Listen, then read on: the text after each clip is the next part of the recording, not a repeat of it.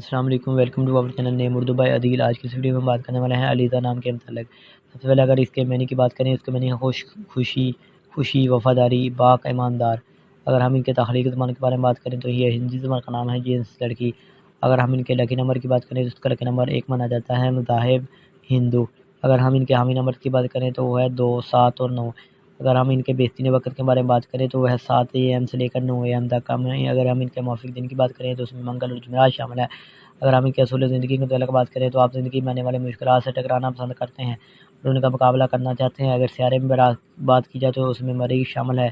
اگر موافق دھاتوں میں بات کی جائے تو اس میں تانبا اور لوہا شامل ہے۔ اگر اس کے موافق رنگ میں بات کرتے ہیں تو اس میں سرخ بنفشی رنگ شامل ہے۔ اگر ہم اس کے موافق پتھر کی بات کرتے ہیں تو اس میں روبی شامل ہے۔